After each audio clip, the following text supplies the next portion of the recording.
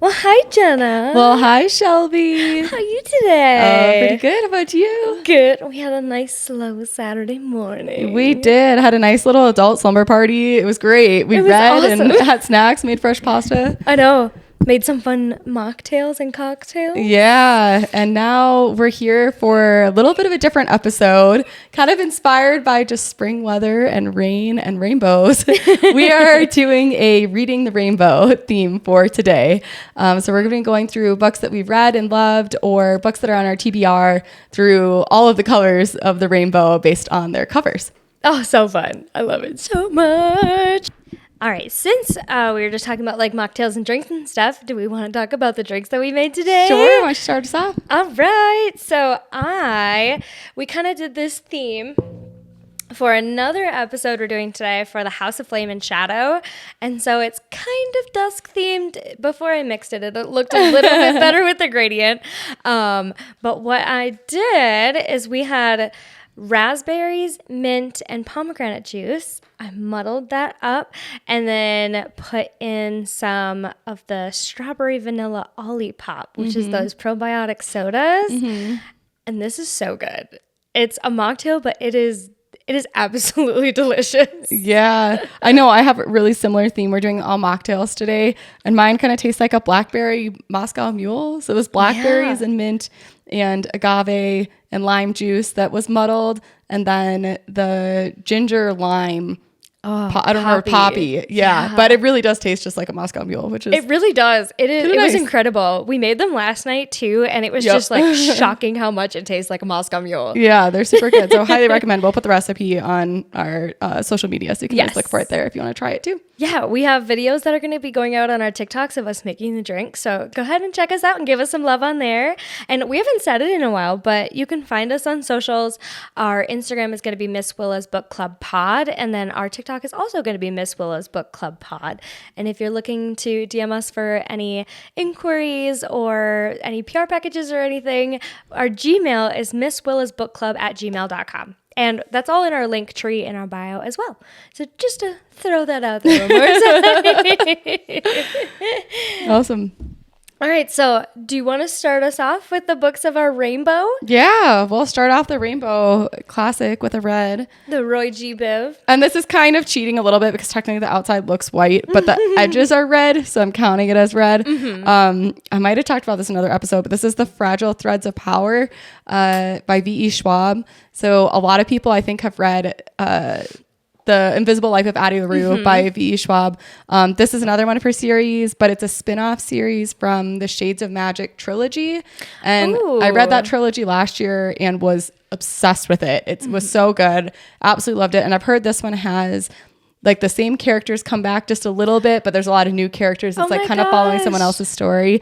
So I want to read it while Shades of Magic is still fresh in my mind. So I haven't read it yet, but I am excited to get to that this year. Hopefully. Oh my gosh, that's so fun. That much into it, all like 5 pages of it. But yes. That is so pretty though. I love the red edges Waterstones, man. Waterstones has really cool editions. And did you buy the whole trilogy? Is it a trilogy or this is the only one that's out? Ooh. Yeah, this one just came out like end of last year, maybe. Oh my gosh. I know. We've got Frankie here today. Frankie is my golden retriever and she is ball obsessed.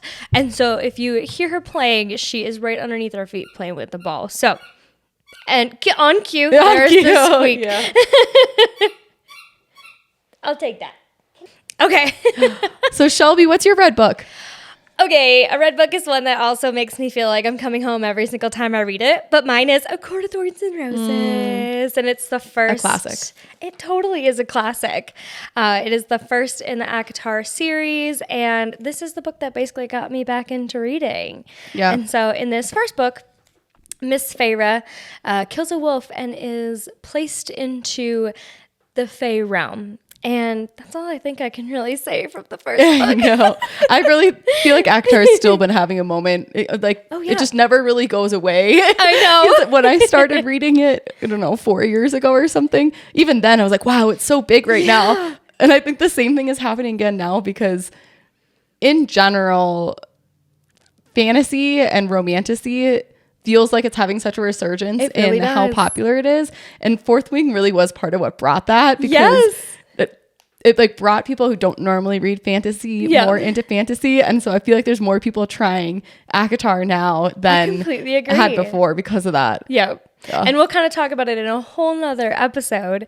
But I feel like this is a really good bridge into reading fantasy and romance. I felt like this is such a good, easy read for so many people. And so I just had to include this as my red book. Yeah, that's a good one. That's a good one. What's next for you? I have one more red book. This is called The Holdout. This was one of my book of the month books. It's a thriller that's basically, there's a jury. This is like years back. There was a jury that was on a murder trial who, you know, come to a verdict that not everybody agrees with. Not like the public. I mean, not everybody agrees with. And so it's kind of like a controversial trial. And now they jump forward in time. Ooh. And they bring back all of the jurors back together. They're like doing some documentary or something on them. And once all the jurors get brought together, one of the jurors is murdered. And so then there's this whole like conspiracy of like, okay, well, like why was a juror murdered here? Was it one of the other jurors? Like what was it based on? Like what was going to come up during this documentary that's talking about the trial that they were on before? So it's got a little bit of like the, I don't know, trial aspect of it, you know, for the people who like that sort of book. But it was a pretty fast book. It kept me engaged. I liked it. It's a good thriller. Sometimes I feel like a thriller is like the perfect mix in between like heavy fantasy, because you can read it so quick. It just keeps you engaged. If it's a good thriller, those are my favorite to sit and like, oh, I've been reading a lot of fantasy. Yeah, exactly. Yeah. Okay, so my next one is Orange. And kind of like we were just talking about with Fourth Wing, I have Iron Flame. And so it's like kind of red leading into orange, which I thought was really fun. And Iron Flame is the second of the Empyrean series by Rebecca Yarros. And this is where Violet is now in her second year at Basquiat. And it goes through so many things. There are so many twists and turns. And I felt like we have read it twice and we loved it even better on the second time. So highly, highly recommend. Yeah, that series is a classic. It absolutely is. I know some people had some hate for the second one, but I still liked it just Me as much. too. And I felt like it made me fall so much harder for some of the characters and everything. So yeah, I loved it. And I wish people didn't hate on it so much because I love it so much. What do you have for Orange? For Orange, I have Love Theoretically. This is like kind of a yellow orange, but I'm going to count it as orange anyways. It's one of Allie Hazelwood's books. And if you've ever read Allie Hazelwood, besides Bride, I think a lot of people have read Bride recently, which is very different. But it's kind of like a STEM rom-com. And especially as a woman who works in STEM, I think a lot of women who have worked in STEM that probably kind of think it's fun. It's a little bit corny in like terminology and jokes sometimes, but I love it. I don't know. I thought it was really good. This was a 5. It's hard for a rom-com to be 5 stars for me, but this was 5 stars for me. Oh my gosh, that's so fun. I have that sitting on my shelf and I've been really meaning to read it. Yeah. And I'm like, do I want to start that or do I want to start another fantasy? And so it's on my TBR. It's so cute. Sure. It's so fast. And also I will say there is one spicy scene in it. There's just chef's kiss. That's all I gotta say. Is it your favorite spicy scene out of all rom-coms? Oh, okay, definitely out of all rom-coms. Oh my gosh. Oh, 100%. But you know what? I just read The American Roommate Experience, which is the second one to the Spanish Love Deception. And there was a spicy scene in there. And I think so far it's my favorite out of all rom-coms. Wow. Yeah. Nice. I'll keep that in mind. I'm excited to read that one. Yeah. And see if it replaces the number 1 spot. Cute. Oh my gosh. So my next one, it's kind of orangey yellow, but we'll consider it yellow. I'll take the tab off that shows me I haven't read it yet. And this one, so this is going to be, there are 2 books in this series, and the second one, A Day of Fallen Night, is actually supposed to be the prequel to this, but this one is The Priory of the Orange Tree by Samantha Shannon. And this one, I'm just going to read the back of it. It says, the House of Berethnet has ruled Innis for 1,000 years. Still unwed, Queen Sabran the Ninth must conceive a daughter to protect her realm from destruction, but assassins are getting closer to her door. Across the Dark Sea, Tene has tried to be a dragon rider since she was a child, but is forced to make a choice that could see her life unravel. Meanwhile, the divided East and West refuse to parley, and force of chaos are rising from their sleep. And this is a massive, massive book, but I've heard so many good things on TikTok. Yeah, I mean, it's just supposed to be another good dragons, Feel of Dragons. Oh, I'm pretty sure it's a sapphic romance. Did I hear that maybe? I think I maybe heard that possibly. too. So yeah, I've heard good things. I don't know very much about it except that there's dragons. Right. And but it's been on my list. It's so funny because for a lot of books, unless I've seen like people specifically talking about the plot on TikTok, I really just go in blind and go for the vibes. Exactly. People are like, oh, this is really good. You read it. And I'm like, okay. I have no idea what it's about. And I feel like a lot of this episode is going to be me reading the back of it because I don't actually know what the book is about. That happens. That definitely happens. It happens to me a lot, honestly. Right? But most of the ones that I haven't read, I'm probably going to have that few details. Yeah, too. Absolutely. What's your yellow? Yeah, continuing with yellow, I have Recursion by Blake Crouch. Blake Crouch does a lot of sci-fi, and this is one of his standalone sci-fi thrillers. I think I might even like this one better than Dark Matter. This might be my favorite of Blake Crouch's books. Yeah, they're, I think, perfect for people who don't necessarily read a lot of sci-fi, but it's got like the what's really going on, I don't understand what's happening kind of feel from that. And all of the fun of a thriller of really not knowing what's happening or people are chasing you or like all that type of stuff. But standalone, it's pretty short. I think it's really easy to digest even if you don't read a lot of sci-fi. Yeah. So absolutely. I mean, I love Blake Crouch, but I especially love this book. So that's my yellow. Oh, I know you really like Dark Matter as well. So I remember that. Oh my gosh. And I love how the colors of that and Dark Matter kind of look alike too. Right. Yeah. They're both really bright. I love it when authors kind of have like similar vibes for their covers, even though they're like completely different series. Yeah. Three of the 4 Blake Crouch ones that I have are all really bright colors, which I like. I love it. Okay, I'm cheating. I have one more that's fine. It's kind of a gold, so we'll call it gold instead of yellow. But Project Hail Mary, it's another one I love that I see more people trying sci-fi these days, kind of like we were talking about with fantasy. I think the same thing's happening with sci-fi a little bit. And even though this looks like a little bit bigger of a book, kind of like with Recursion, I think it's a really easy to digest sci-fi. Yeah. Even as being more of a like, space opera, it is set in space. And sometimes I think that can be really, I don't know, it gets into like funky terminology and things, but there's a character in it that's like almost kind of goofy, like kind of brings some like lighthearted pieces to what could be overall a kind of serious story. And this is also being made into a movie. So another good book to read before the movie comes out. That is actually a really good thing that you said that, because I feel like right now there are so many books becoming movies. Oh yeah. And so it's hard to be like, oh, I wish I would have read that first, and now you have to wait to watch the movie, or you just watch it anyway. Yeah. I think a lot of people are having that with Dune especially. Yes. Because Dune 2 just came out, and I know and I still have it on my TBR too, although I have heard from some people for that one in particular that it's not bad to watch the movie first and then read it, because it's like easier to read the book. Because some people say the book can be kind of hard in the first one to get through, just because it's like kind of complicated. Yeah, so it helps understand. Oh my gosh, that's so funny. All right, well, I guess since we're talking about gold, I guess this would be a really good time to put in a little sneak peek of what we're also doing today. So our fantastic gold book on my end is going to be Crescent City, House of Flame and Shadow. And we will also be doing a couple of really fun episodes on this one as well. Mm-hmm. And this is going to be the 3rd book in the Crescent City series. And I know everybody was so hyped for this to come out. At this point of us putting out this episode, it's probably been out for like 2 or 3 months now.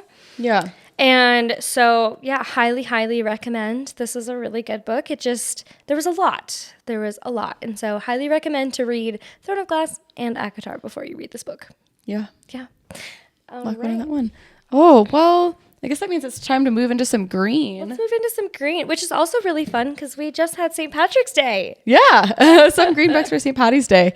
So I'm cheating a little bit because this book that I'm holding now, The Memory of Babel, is technically the 3rd book in the series, and the other ones aren't green, but I'm picking it because this one's green anyways. So in general, I'll just say the Mirror Visitor series, which is hard because I loved the first book, And I think I really liked the second, and the third and fourth kind of fell flat for me just a little bit. But the first, and I think even like the first and second really were good enough that I would recommend it. It's by far the most unique world that I've ever read a book in. So this is a YA fantasy. There's a very, very minor romance subcomponent to it, but like it's not the, I think, main bit of the story. But in this world, basically there was at some point, back in time, the world had exploded off into a bunch of different, I think, like floating islands in the sky. And they call them arcs. And so each of the arcs are governed by a different sort of like omnipotent leader that has, and there's like some small amount of magic that's different between each of the arcs that they can do.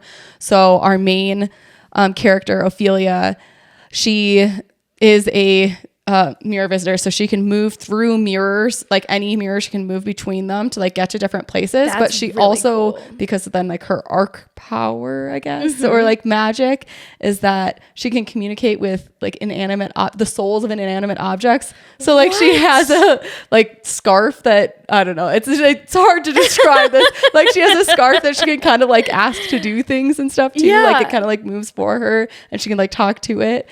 But there's like different things that the different arcs can do. And so, yeah, as you can tell, it's really like a super different premise than I've seen in a lot of it. And I loved that aspect of it. It's got a little, I don't want to say steampunk, that's not right, but it's got a little bit of like gadgety stuff, which is kind of cute, like magic plus gadget stuff. Cute. Yeah, the first book I thought was really cool. It's just the last book I was a little disappointed with. I didn't really understand what was going on, but it's still cute. It was definitely worth reading the first two. That's so interesting.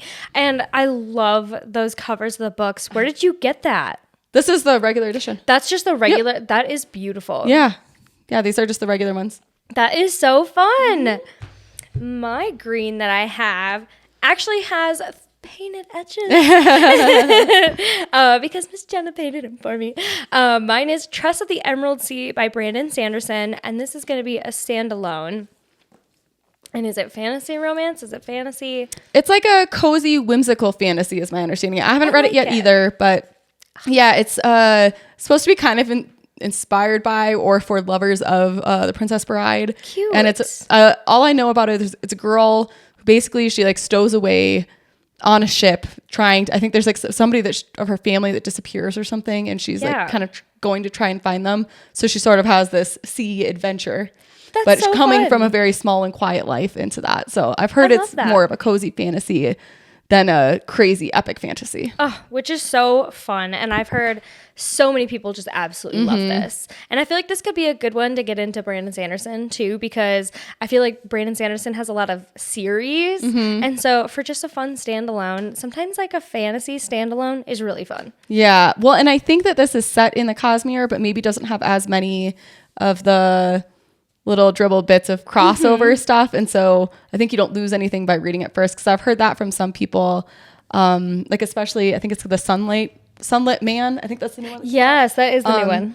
That's set in the Cosmere. Also, it came out kind of the same idea, but that you like see some characters from other series in that one. Ooh. So if you haven't read the others, then you like kind of miss it a little bit, So I've heard that that's good to start too, but I haven't read it yet. And which series, what is the Cosmere for people that don't know? Oh yeah, sorry. No, you're totally fine. So Brandon Sanderson writes a lot of high fantasy, and a large amount of his books, although not all of them, are set in like what he calls the Cosmere, which is basically like one whole universe. So there's books happening in different worlds that are in this same universe. That's so cool. And so there are like a couple minor things that I think cross between them, like Hoyd, but you like don't have to read everything else in that universe to get it, but there's little bits that you might miss if you don't. And so people encourage you to read like all of the books that go with it and kind of in a particular order. That is so fun. I love it when authors do like little bits and pieces from like different series, and you put like these little Easter eggs, because it just makes it so fun if you have read them to catch them, kind of like in a book that we read recently where you have these little Easter eggs in there, and it's just like, oh, I know that reference. Yeah. Honestly, I know people kind of talk about the Twisted Sisters as having maybe not the best quality writing, but the crossovers between Zodiac Academy and The Ruthless Boys and Darkmoor Penitentiary are so funny. Like I love the crossovers between them. That's for me, those series are the best Easter eggs and crossovers of any of them because it's like so blatantly in your face, like to encourage you to have read the other ones. So that does make it way more fun. But I also like it because it's not like if you haven't read the other books, you're right. It doesn't take away from the story that you're reading. Yeah. Yeah. Because there was one I remember you were like, oh no, this might ruin it. And I was like, I've already finished it. What are you talking about? And it literally took away nothing. Yeah, I'm so glad. I'm so glad. Oh, man. On green, what do you have next? Yeah, okay, so I've got one more green one. And this is a Forbidden Fate. And this one is by Kaven Hirning. And you probably know her from TikTok. She does a lot of really funny videos too. Hysterical. And she also put out another book that she wrote like completely using a D20, like what you roll for like D&D, you know? No, what is that? A D20. It's a type of dice, a 20-sided die. Oh, okay. If you're unfamiliar, really showing my nerd side here, guys. I'm like, I have no idea what that is. Yeah, it's a 20-sided die that people use in a lot of like tabletop games like Dungeons and Dragons. Oh, okay. But she used that die to like make the decisions of what was going to happen to her characters as she wrote the book, which is so funny. That was literally her process of how she wrote it. That is hilarious. To decide what was going to. And that wasn't this. Not book, this though? one. It's another one. Same author, my right? Gosh. But just super funny. So okay, now I need to find this book. Yeah, she's got a couple books out, but this one is a like classic romantasy. I don't remember if this is new adult or adult, which one it fits into, but it's one of the two.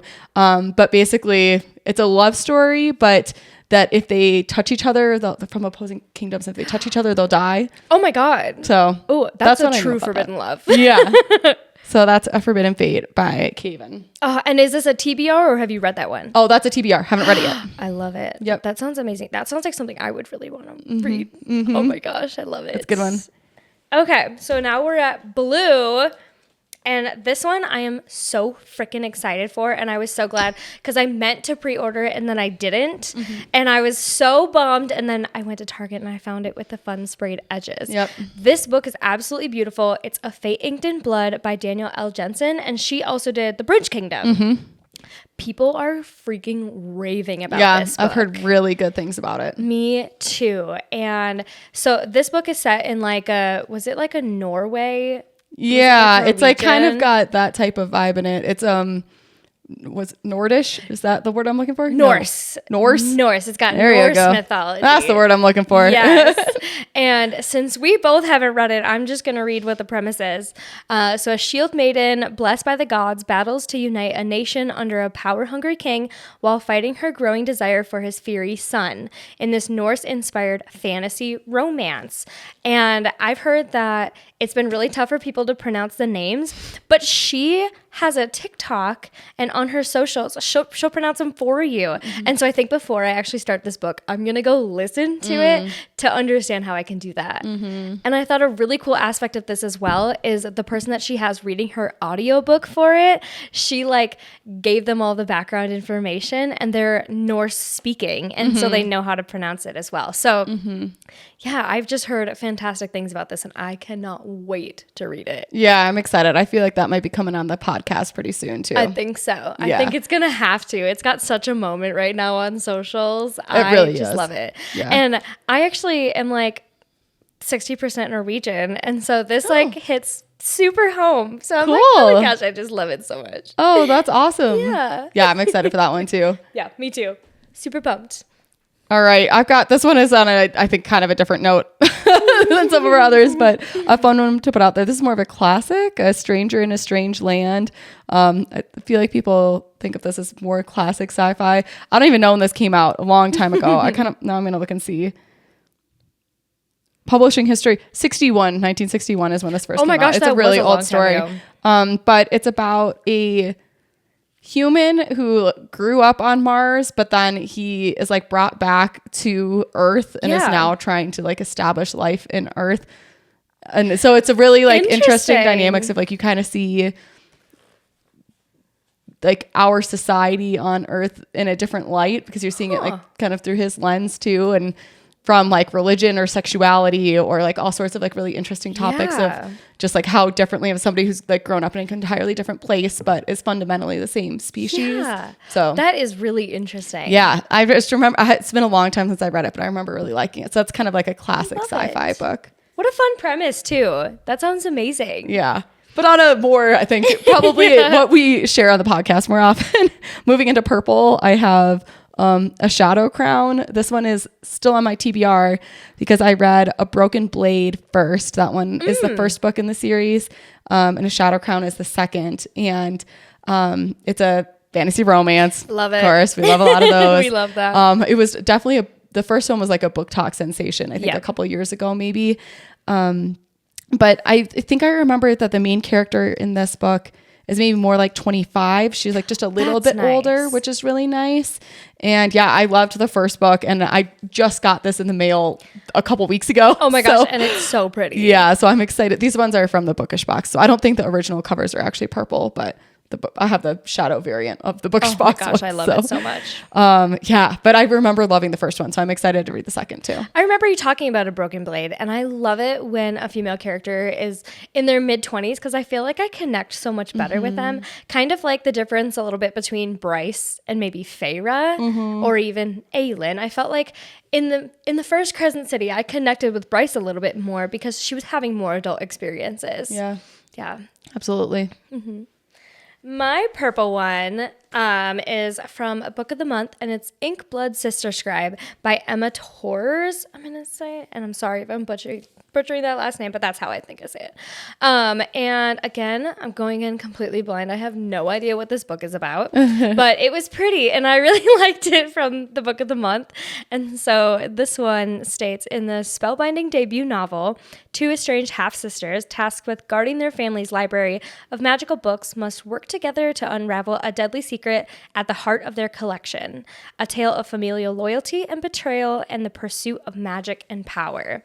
And I haven't actually heard a lot about this. I just love the premise of it. Yeah. And sometimes I feel like Book of the Month doesn't have a lot of really fantastic fantasies. And so I was excited to try it out. You know, I don't know. I think that they have more than people give them credit for, because there's a lot that become popular later that I've actually seen go through Book of the Month. Legendborn, that was a good one. That was on Book of the Month. I see another book that you're going to be talking about next, but Divine Rivals, I'm pretty sure that was on Book of the Month. There's Addie LaRue, I think I got off Book of the Month. I actually did buy a copy off of Book of the Month. Yeah, so they actually do have some on there, but I think a lot of it is, man, there just aren't that many standalone fantasy books, I think, that are maybe targeting their target audience, you know, because a lot of fantasy that's, even if it's a standalone, it might be a little bit like higher fantasy than what they would market to most of their populace. So, but they do have some good ones for sure. Yeah. I see another purple one you got there. Yeah, one more purple. This one, I love this one. Oh my God, it is so pretty. Where's that from? The Bookish box. Oh, they have such pretty books. This is Between Wrath and Mercy, and I think I might even have the pictures. Okay, I just gotta show you. If you're on if you're on our YouTube or something, you can see the art for that one. Oh, I love that. But this is fantasy romance. Love it's it. a curvy main character. I think she's 30, so she's a lot older in that too. I haven't read it yet. I hear that the banter is just like top tier in this book. And so I am very excited to read it. And I have all this like art, which makes it even more exciting to read. So yeah, I'm super pumped. I actually bought the second one without even reading the first one, which I don't do very often for special editions, but I'm just really excited to read this book. So. I mean, it's so pretty. Oh my gosh. Pretty. The edges, the stenciled edges are so stinking pretty. Yeah, so that's the Bookish box, man. The Bookish box. Worth the wait. Right? I know. We've been talking about it a lot recently because I've been super on the fence about whether I wanted to like get a subscription, because they've been super behind on getting the books out. And sometimes I feel like they have books that I've like never even heard of. Right. And so I'm like, do I want to get that? And then I might not even read it. So I don't know. But then I look at those pretty books and I'm like, but maybe I should, just for the pretty books. Yeah. Yeah, I don't blame you. I love it. So now I'm kind of switching to like white. Yeah. Even though it's also kind of blue. I have Ruthless Vows by Rebecca Ross. And this is another book of the month, as we were just kind of saying. And this is going to be the second one to Divine Rivals. And we both really liked Divine Rivals. I've heard people on TikTok very recently start to talk about it. Yeah, really? Because it's been out for a while, and I've been kind of surprised I've not heard anything. Me too. People were obsessed with Divine Rivals. So I know. I was really surprised I hadn't heard more about this, which had made me nervous to too. start it a little bit. Hopefully you've been hearing good things. I have been hearing some good things. The number one thing people say is it's a very different book than Divine Rivals. Oh, well, maybe I'll like it better then. Exactly. And one of the things that we were saying in our Divine Rivals episode was that we really liked it, but we didn't know how the story would continue for the second one. Right. Because it felt like a pretty dramatic shift. Because yes. For those of you who haven't read it, Divine Rivals is a historical fantasy, I guess, maybe. Say that. Historical fantasy romance kind of falls in that bucket. But the fantasy element of it is really, really minor, I think. Until the very end. Until the very end, right. And so with the exception of the magical typewriters, everything else is, I feel like, kind of, I don't know, kind of feels like regular world. But it felt like they were bringing more of the fantasy element in at the very end. And so I'm curious now if going into Ruthless Vows, if there's going to be maybe more of that. And that's why it feels like a different book. Yeah, me too. And that's kind of what I think is going to happen. But yeah, I have no idea what this is going to look like, but people are saying it's very different. But I've heard people say it's really good. So I'm excited for it. And you might hear an episode on it pretty soon too. So very exciting. Oh, well, continuing with white, I have The Poppy War. Oh, I'm so excited. I'm so excited to read this. This has also been on my list for a while. This is another one where I probably have minimal knowledge of what I'm getting into. I hear that this is a little bit darker themed of a book, like maybe a little bit more serious in some ways, and can kind of gut wrenching that way. Maybe a little bit more on like war type things. Yes. But high fantasy is supposed to be really, really great. I haven't read it yet, but I'm really excited. I've heard it just makes people bawl. Yeah, I know. I've heard it's gonna be a little more serious than some of the stuff that we read. But sometimes I think that's good to do, to like push yourself to try different stuff too. I think so too. And people, again, just like rave about it. So yeah, I'm also very excited to read that one. Yeah. And that's kind of on our TBR for the podcast too. So that's very exciting. On a less serious note, I received an ARC recently. This is called My Dark Beast by Olivia Wildenstein. And this is going to be in the Black category. And I love, oh my gosh, the soft edges. Touch. Oh, I love it so much. And this is really fun too, because I got some really fun like artwork to go with this too. And I did a fun little TikTok on it. So that's really fun. But the beginning also has some photos. And it's so cute. Yeah. I love it. And so sometimes I really like when artwork is included, because then I have like a picture in my head about what the characters are going to look like. But this is going to be a Sleeping Beauty / Hades and Persephone retelling. Oh, I know. Okay, nice. And I am actually like 50 pages into it, and I'm freaking loving it. I'm it is so fun and so cute, and I'm loving it. Oh, fun. That's awesome. So where did you get that arc from? From the Nerd Fam. Oh, nice. They send out a lot of good stuff. They send out literally some of the best stuff. And I love all the PR stuff that comes with it. It is just an absolute blast. It is a blast. But yeah, so this is actually not currently out yet, but by the time we upload the episode, this might be out. So I highly recommend to check out My Dark Beast by Olivia Wildenstein. Awesome. Oh, well, let me finish out Black with Children of Time. I know there's some blue in here too, but I don't know if I've actually even really talked very much about this book on the podcast yet, but this is definitely in my top 3 books ever. Yeah, I absolutely love this book. This is sci-fi. I'd say this is like maybe not intro to sci-fi per se, but it's one of those scenarios where, Earth is dying and they send people, on ships into far lands to try and like resettle in other areas of the universe. And in this world, they like preceded life on some of these plants to try and like terraform and like prepare it for humans to arrive. But there's like something that unexpected that happens in that process, and you're seeing like the evolution of an entirely different species kind of at the same time as you're seeing the humans come in. So you're seeing it from both viewpoints as it like jumps forward in time as the ship gets closer. Yeah. And these creatures keep evolving further and further. And it's so cool. I think the reason why I love it so much is because it like really makes you think about what is intelligence and what is, because you can't say that just because we think a certain way that that's the smartest way to do it. Yeah. And I don't know, it's just really wild. And seeing even how different like each of the beings like react to the other being there, and like it's so interesting. That is so interesting. It's a trilogy, but I feel like you could read this as a standalone. Really? Yeah. And it's really cool book. Really made me like so cool. deeper think about life. And I don't know. Gosh. It was cool. That is so cool. Yes. That sounds like so much fun. So Children of Time is a great one. Oh my gosh, I love it. Oh, that was fun. I liked that. Yeah. And I feel like it was exciting because it got me excited about some of the books that we're going to be covering soon, and some of the books that I'm also really excited to read. But I love hearing about books that I didn't even know about before, and trying to get add more books on my never-ending TBR. Always. Yes. What a blast. Yeah, I love it. So thanks for reading The Rainbow with us. We had a blast. That was with that. fun. Yeah, and hopefully you found something new that you want to read too. Yeah. And as always, let us know what books that you guys want to listen to and what you guys want to hear. Awesome. Well, fun. We'll see you guys next time. Thanks, guys. Bye.